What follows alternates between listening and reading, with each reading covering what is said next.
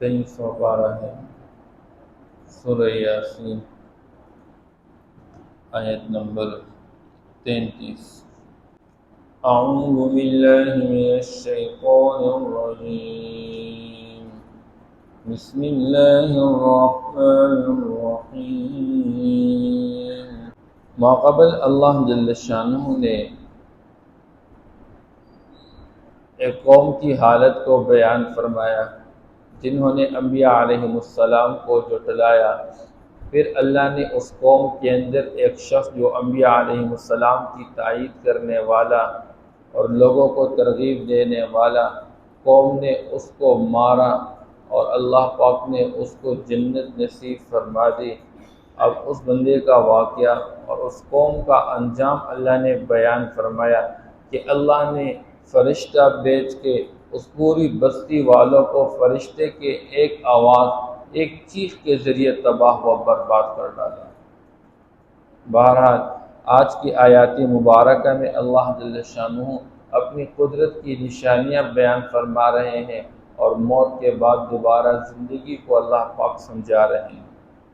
اللہ فرماتے ہیں ہماری قدرت کی ایک نشانی اور یا موت کے بعد دوبارہ زندہ کرانے پر دنیا کے اندر اللہ نے ایک نشانی یہ بھی بیان فرمائی ہے کہ اللہ پاک دنیا کے اندر مردہ زمین کے اندر جان پیدا فرماتے ہیں۔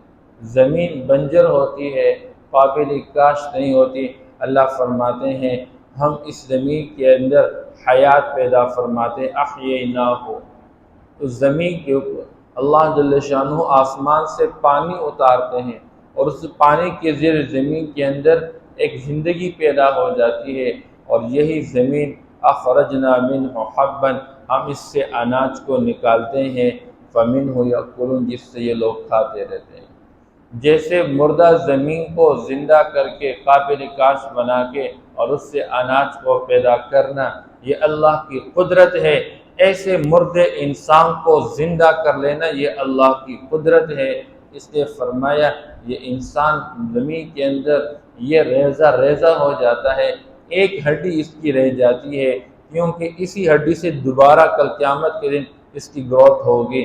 اللہ جل شانہ عرش کے نیچے سے ایک پانی وہ برسا دیں گے اور اس پانی کے ذریعے اللہ پاک ان انسانوں کو زمین سے اگائیں گے، اور جیسے پودا اگاتا ہے ایسے یہ انسان اگ آئیں گے اور حشر کے میدان میں جمع ہو جائیں گے۔ فَإِذَا هُمْ بِالسَّاهِرَةِ، ذرا سی دیر میں کھلے میدان کے اندر سارے انسان جمع ہو جائیں گے۔ اس سے انسان یہ نہ سوچے کہ میں مرنے کے بعد مٹی میں ریزہ ریزہ ہو کے دوبارہ کیسے زندہ کیا جاؤں گا، یہ کبھی نہ سوچیں۔ اللہ فرماتے وَجَعَلْنَا فِيهَا جَنَّاتٍ مِّن نَخِيلٍ، اسی مردہ زمین کو اللہ زندہ کر لیتے ہیں اور اللہ بڑے بڑے باغات لگا لیتے ہیں اسی زمین کے اندر، اور کھجور کے باغات، من نخیل و اعناب، اور انگور کے باغات، وَفَجَّرْنَا فِيهَا مِنَ الْعُيُونِ، اللہ فرماتے ہیں ہم اس زمین کے اندر چشمے بہا لیتے ہیں، وہ پانی جا کے باغات کے اندر اور زمین کے پودوں کو پانی ملنے کے بعد اس کی نشوونما اللہ فرماتے ہیں لِيَأْكُلُوا مِن ثَمَرِهِ، اللہ فرماتے ہیں ہم نے آسمان کا نظام چلایا، پانی برسایا، اور پھر وادیوں کے اندر وہ پانی جا کے، چشموں کے اندر وہ پانی جا کے، وہ پانی ان کے باغات کو پہنچ کے، باغات کے اندر پودے اگا کے، اس کے اندر مختلف قسم کے پھل لگا کے، اللہ فرماتے یہ سارا نظام ہم کس واسطے چلا چکے تاکہ یہ انسان اس میں سے کھا سکے، لِيَأْكُلُوا مِن ثَمَرِهِ، تاکہ انسان کھائے اس کے میوے میں سے۔ اللہ یہ پھل اور یہ فروٹ انسانوں کو کھلانے کے واسطے تاکہ انسان کی زندگی کے گزران کے اسباب بن سکے، اللہ یہ سارا نظام چلا رہے ہیں۔ وَمَا عَمِلَتْهُ أَيْدِيهِمْ، اور حالانکہ ان کے ہاتھ یہ کام کرنے والے نہیں تھے، یعنی انسان اپنے ہاتھ سے پودا اگا نہیں سکتا، پودے کے اندر یہ شاخیں لگا نہیں سکتا، شاخوں کے اوپر پتے لگا نہیں سکتا، اور پودوں کے اندر سے میوہ نکال نہیں سکتا، یہ انسان کے بس کا کام نہیں ہے، یہ اللہ ہی کرتے ہیں۔ لہذا اے انسان تو اسی اللہ کو مان کے اس کی مان کے چلنے والا بن جاؤ۔ وما عملته ایدیہم، انسان کے ہاتھ یہ کچھ نہیں کر سکتا۔ انسان کیا کر سکتا ہے؟ انسان کی قدرت اتنی ہے کہ زمین کو نرم بنا دیتا ہے، اس کے اندر بیج ڈال دیتا ہے، اس کو پانی دیتا ہے، پودا نکالنا تو انسان کے بس میں ہے نہیں۔ تو یہ سب کچھ کرنے والے کون ہیں؟ اللہ ہے۔ اور جس طرح اللہ ایک بنجر زمین کو زندہ کر کے اس میں سے پودا اگانے پر قادر ہے، ایسے مردے انسان کو زمین سے نکالنے پر، دوبارہ زندہ کرنے پر اللہ ہی قادر ہے۔ لِيَأْكُلُوا مِن ثَمَرِهِ وَمَا عَمِلَتْهُ أَيْدِيهِمْ۔ تو یہ ماں یہاں پر ایک معنی کے اعتبار سے نیگیٹو ہے کہ انسان کے ہاتھ یہ کام نہیں کر سکتا، اور دوسرا معنی اس کا وَمَا عَمِلَتْهُ أَيْدِيهِمْ، تاکہ انسان یہ پھل بھی کھائے اس میں سے، اور اس سے ہٹ کر انسان اپنے ہاتھوں سے جو کچھ خود تیار کرے وہ بھی کھا لے۔ انسان پھل بھی کھاتا ہے اور پھل سے تیل نکال کے وہ بھی استعمال کرتا ہے، اور یہی پھل ہوتا ہے پھل کے طور پر بھی استعمال کرتا ہے، چاہے تو اس سے رس نکال کے جوس بنا کے وہ بھی پیتا رہتا ہے، کبھی یہی پھل ہوتا ہے اور اس کے تیل کے اندر مختلف قسم کی چیزیں ڈال کے اچار بھی بنا لیتا ہے۔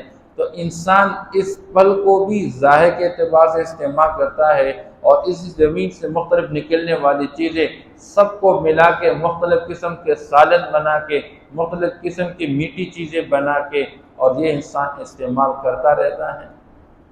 تو یہ سب کچھ کرنے والے کون ہیں؟ اللہ ہے۔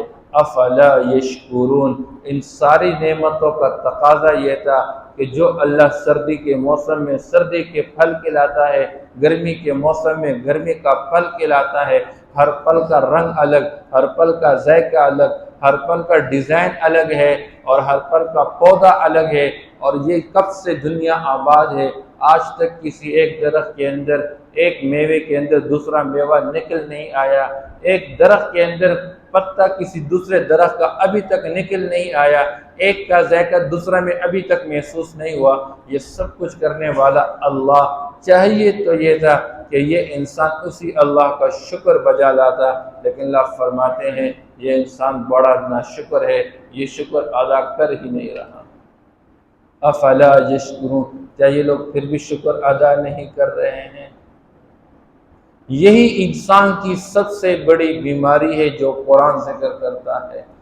کینسر سے بھی بڑی بیماری ناشکری ہے، ناشکری ہے۔ سبحان الذی خلق الازواج كلها مما تنبت الارض، اللہ فرماتے ہیں پاک ہے وہ ذات جس نے بنائے ہر قسم کے جوڑے، مما تنبت الارض، اس میں سے جو زمین اگاتی ہے، ومن انفسہم، اور ان کی جانوں میں سے، ومما لا يعلمون، اور بہت ساری وہ چیزوں میں سے جو یہ جانتے نہیں ہے۔ درخت میں دیکھیں نر بھی ہے اور مادہ بھی ہے، آج کل دیکھیں لوگ کھجور میں بھی اللہ نے نر بھی بنایا مادہ بھی بنایا، پپیتے میں ہم دیکھتے رہتے ہیں نر بھی ہے مادہ بھی ہے، جو پھول والے ہیں اس میں نر بھی ہے مادہ بھی ہے۔ اللہ جل شانہ نے یہ نظام سلسلہ چلانا چاہا تو ہر چیز کے اندر اللہ نے جوڑے بنا دیے، نر اور مادہ، یا ازواج کا جو لفظ استعمال کیا جاتا ہے یہ مختلف اقسام پہ، کہ اللہ نے زمین سے نکلنے والے مختلف قسم کے پھلوں کے اندر مختلف اقسام بنا دیے، مختلف پھلوں کے اندر۔ ایک آم کو لے لیں، کتنے قسم کے آم پائے جاتے ہیں، ایک سیب کو لے لیں، مختلف قسم کے سیب پائے جاتے ہیں۔ تو اللہ نے ہر ایک کے اندر مختلف اقسام بنا دیے، مختلف جوڑے بنا دیے۔ وَمِنْ أَنفُسِهِمْ، انسانوں کی جانوں میں سے نر اور مادہ اللہ نے بنایا انسانی نسل کو باقی رکھنے کے لیے۔ وَمِمَّا لَا يَعْلَمُونَ، اور بھی بہت ساری ایسی چیزیں ہیں جو نظر پہ نہیں آ رہی ہے، اندھیرا اجالا ہے، دن رات ہے، انسان کے مختلف قسم کی چیزیں، بعض نظر آنے والی ہے، بعض نظر آنے والے ہیں، بعض انسان کو معلوم ہو چکی ہے، اور بعض انسان کے علم سے بالکل غائب ہے۔ ہر ایک کے اندر اللہ نے جوڑے بنا کے رکھے ہیں۔ وَآیَةٌ لَهُمُ اللَّيْلُ نَسْلَخُ مِنْهُ النَّهَارَ، اللہ فرماتے ہیں ہماری قدرت کی نشانی میں سے ایک نشانی یہ ہے کہ ہم نے رات کو بنایا اور رات کو اللہ فرماتے ہیں ہم اس کے اوپر دن کا کال چڑھا لیتے ہیں، پھر جب اوپر کا کال دن کا کھینچ لیتے ہیں تو لوگ اندھیرے میں رہ جاتے ہیں۔ اس لیے فرمایا اس کائنات کے نظام میں اصل اندھیرا ہے، یہ تو اللہ اوپر ایک خول چڑھا لیتے ہیں اور وہ دن کا خول چڑھا لیتے ہیں۔ جس طرح بکرے کے اوپر ایک چمڑا ہوتا ہے، اس چمڑے کو کھینچ لیا جاتا ہے، نسلخ منہ النہار، اللہ فرماتے ہیں اسی طرح ہم اس رات کے اوپر دن کو چڑھا کے اسی کو ہم کھینچ لیتے ہیں تو لوگ اندھیرے میں رہ جاتے ہیں۔ اس لیے فرمایا انسان کے اندر اصل تو جہالت ہے، یہ جب محنت کر لیتا ہے اور یہ علم حاصل کر لیتا ہے یہ قیمتی بن جاتا ہے، یہ روشن بن جاتا ہے۔ اس کائنات کے نظام میں اندھیرا اثر ہے اور اللہ اس کے اوپر روشنی چڑھا لیتے ہیں۔ والشمس تجری لمستقر لہا، اور ایسے ہی اللہ کی قدرت کی نشانی، اللہ نے سورج کے لیے ایک راستہ مقرر کیا ہوا ہے اور ٹھہرائے گئے راستے پر یہ سورج چلتا رہتا ہے چلتا رہتا ہے۔ اس لیے آپ صلی اللہ علیہ وسلم نے فرمایا، صحابی سے پوچھا کیا تمہیں معلوم ہے کہ یہ جو سورج روزانہ غروب ہو جاتا ہے کہاں جاتا ہے؟ اللہ کے رسول مجھے کوئی پتہ نہیں۔ آپ صلی اللہ علیہ وسلم نے فرمایا یہ اللہ کے عرش کے پاس سے گزرتا ہے اور یہ روزانہ اللہ سے اجازت لیتا ہے، اللہ آگے میں چلوں دوبارہ طلوع ہو جاؤں، اللہ اجازت دے دیتے ہیں، یہ دوبارہ طلوع ہو جاتا ہے۔ یہ سورج چلتا رہتا ہے چلتا رہتا ہے یہاں تک کہ ایک دن آئے گا یہ سورج اجازت طلب کرے گا، اللہ آگے میں دوبارہ طلوع ہو جاؤں، اللہ فرمائیں گے نہیں، اب جہاں سے تو آیا ہے وہاں واپس لوٹ جا۔ پھر یہ بجائے مشرق سے طلوع ہونے کے مغرب میں جہاں طلوع ہو چکا ہے وہیں سے دوبارہ یہ طلوع ہو جائے گا، جہاں غروب ہو چکا غروب ہی کی جگہ سے دوبارہ طلوع ہو جائے گا، اور جب یہ مغرب سے طلوع ہو جائے گا توبہ کا دروازہ بند ہو جائے گا، اس کے بعد کسی کی ایمان کا کوئی فائدہ نہیں ہوگا۔ اس سے پہلے جو ایمان لائے اس کے ایمان کا اعتبار کیا جائے گا، اس کی بخشش ہوگی، اور یہ بہت بڑی نشانی ہوگی قیامت کے قائم ہونے کی۔ اور یہ دوسرا ترجمہ والشمس تجری لمستقر لہا، یعنی اللہ پاک نے سورج کو چلا کے رکھا ہے اور یہ چلتا رہتا ہے اپنے مقررہ میعاد تک، یعنی جو اللہ نے اس کے لیے وقت مقرر کیا ہے اس وقت تک یہ چلتا رہے گا، جب یہ پورا ہو جائے گا بس اس وقت یہ رک جائے گا، واپس کیا جائے گا۔ ذالک تقدیر العزیز العلیم، اور یہی اندازہ کیا ہوا ہے ایک زبردست غالب ذات علم والی ذات کی طرف سے۔ والقمر قدرناہ منازل، اور چاند کے لیے ہم نے اندازے کیے ہیں اپنے منازل کو، حتی عاد کالعرجون القدیم، یہ چاند کو آپ دیکھتے رہتے ہیں، یہ چاند طلوع ہو جاتا ہے ایک باریک سا، اور پھر یہ آہستہ آہستہ بڑھتے بڑھتے چودھری کی چاند مکمل ہو جاتی، پھر اس کے بعد یہ دوبارہ گھٹتا رہتا ہے یہاں تک کہ ایک پرانی شاخ کی طرح معمولی سا رہ جاتا ہے۔ حتی عاد کالعرجون القدیم لا الشمس ينبغي لها ان تدرك القمر، اللہ فرماتے ہیں آج ہم نے دنیا کے اندر چاند اور سورج کا نظام چلایا، لا الشمس ينبغي لها، سورج کے لیے مناسب نہیں، ان تدرك القمر، کہ یہ چاند کو پاوے، یعنی کبھی ان کا ایکسیڈنٹ نہیں ہوگا، لا الشمس ينبغي لها ان تدرك القمر، لیکن جب اللہ چاہے گا وجمع الشمس والقمر، ایک دن ایسا آئے گا کہ یہ آسمان کے اندر یہ سورج اور چاند ٹکرا جائیں گے، اور جب یہ ایکسیڈنٹ ہو جائے گا یہ زمین میں گر پڑ جائیں گے اور یہ سمندروں کے اندر ایک بلاسٹ ہو جائے گی اور آگ لگ جائے گی۔ یہ قیامت کے وقوع کے حالات ہوں گے، قیامت واقع ہونے کے حالات۔ جب تک اللہ نے چاہا یہ سورج اور چاند اپنے اپنے مدار میں چل رہے ہیں، ایک دوسرے کو پا نہیں رہے ہیں، ٹکرا نہیں رہے، لیکن جس دن اللہ چاہے گا یہ ٹکرا دیے جائیں گے اور یہ درہم برہم کیے جائیں گے۔ اس لیے اللہ فرماتے ہیں وَلَلَّيْلُ سَابِقُ النَّهَارِ، اور یہ دن رات کا نظام اللہ چلا رہے ہیں اور رات سبقت لے جانے والا نہیں ہے دن پر۔ وَكُلٌّ فِي فَلَكٍ يَسْبَحُونَ، ہر ایک اپنے مدار کے اندر تیر رہے ہیں، یعنی چلتے رہتے ہیں۔ یہ چاند اور یہ سورج کا نظام جو اللہ چلا رہے یہ آسمان کے اندر نہیں، یہ آسمان کے نیچے ایک فضا ہے، اس فضا کے اندر یہ نظام چل رہا ہے۔ آسمان اس سے اوپر کا ہے، لیکن ہم جو اوپر دیکھ رہے ہیں اور جو کچھ دیکھ رہے ہیں تو کل ما اعلیٰ کا فہو السما، انسان کے اوپر کی جو خلا ہے اس سب کو آسمان کہا جاتا ہے۔ حقیقت میں یہ چیزیں آسمان سے نیچے ہیں۔ بہرحال اللہ جل شانہ نے یہ اپنی قدرت کی نشانیاں بیان فرمائی ہے تاکہ انسان اس میں غور کرے، فکر کرے، اس سے اللہ تک پہنچ جائے۔ سورج کو بنانے والا کون؟ اللہ ہے۔ سورج کو چلانے والا کون؟ اللہ ہے۔ چاند کو بنانے والا کون؟ اللہ ہے۔ اور چاند کو بڑھانے گھٹانے والا کون ہے؟ اللہ ہے۔ اسی اللہ کو معبود بنا کے اسی کی عبادت کرنی چاہیے، اس کے علاوہ کوئی ہمارا معبود نہیں ہے۔ سورج کے ساتھ اللہ نے دن رات کے نظام کو چلایا، چاند کے ذریعے اللہ پلوں کے اندر مٹاس ڈالتے ہیں۔ یہ ساری صفات کا مالک اللہ ہے، اللہ کے سوا کوئی نہیں۔ جب اللہ کے ساتھ کوئی شریک نہیں ان چیزوں کے اندر تو اللہ کے ساتھ عبادت میں بھی کوئی شریک نہیں کرنا چاہیے۔ وَآیَةٌ لَهُمُ الْأَرْضُ الْمَيْتَةُ، اور ان کے لیے نشانی مردہ زمین ہے۔ احییناہا، کہ ہم اس کو زندہ کرتے ہیں یا ہم نے اسے زندہ کر دیا۔ وَأَخْرَجْنَا مِنْهَا حَبًّا، اور نکالا ہم نے اس سے اناج۔ فَمِنْهُ يَأْكُلُونَ، پر اس سے یہ لوگ کھاتے ہیں۔ وَجَعَلْنَا فِيهَا جَنَّاتٍ، اور ہم نے لگائے اس کے اندر باغات۔ مِن نَخِيلٍ وَأَعْنَابٍ، کھجور اور انگور میں سے۔ وَفَجَّرْنَا فِيهَا مِنَ الْعُيُونِ، اور بہائے ہم نے اس کے اندر چشمے۔ لِيَأْكُلُوا مِن ثَمَرِهِ، تاکہ کھائے یہ لوگ اس کے پھل میں سے۔ وَمَا عَمِلَتْهُ أَيْدِيهِمْ، اور انسانوں کے ہاتھ اس کو بنانے والے نہیں ہے۔ وَمَا عَمِلَتْهُ أَيْدِيهِمْ، ایک ترجمہ یہ ہو گیا۔ دوسرا ترجمہ، اور کھائے انسان اس کے پھل میں سے۔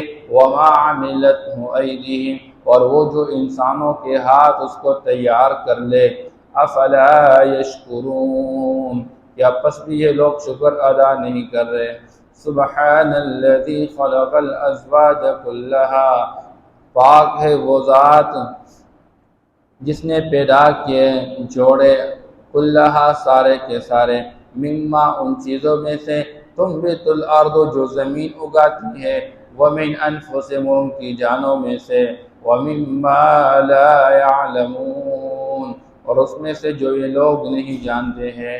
وآیۃ لہم اللیل، اور ان کے لیے ایک نشانی رات ہے۔ نسلخ منہ النہار، کہ ہم اس سے دن کو کھینچ لیتے ہیں۔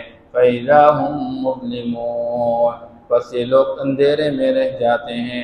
والشمس تجری لمستقر لہا، اور سورج اپنے ٹھہرائے گئے راستے پر چلتا رہتا ہے، یا سورج اپنے مقررہ میعاد تک چلتا رہتا ہے۔ وَذَلِكَ تَقْدِيرُ الْعَزِيزِ الْعَلِيمِ، اور یہ اندازہ کیا گیا ہے ایک غالب زبردست علم والی ذات کی طرف سے۔ وَالْقَمَرَ قَدَّرْنَاهُ مَنَازِلَ، اور ہم نے چاند کو اندازہ کر دیا اس کے منازل کے اندر۔ حَتَّى عَادَ كَالْعُرْجُونِ الْقَدِيمِ، یہاں تک کہ وہ لوٹ جاتا ہے پرانی شاخ کی طرح۔ لَلشَّمْسُ يَنبَغِي لَهَا، اور مناسب نہیں سورج کے لیے، أَن تُدْرِكَ الْقَمَرَ، کہ وہ چاند کو پائے۔ وَلَا اللَّيْلُ سَابِقُ النَّهَارِ، اور نہ رات دن پر سبقت لے جانے والا ہے۔ وَكُلٌّ فِي فَلَكٍ يَسْبَحُونَ، اور ہر ایک اپنے مدار کے اندر تیرتے رہتے ہیں۔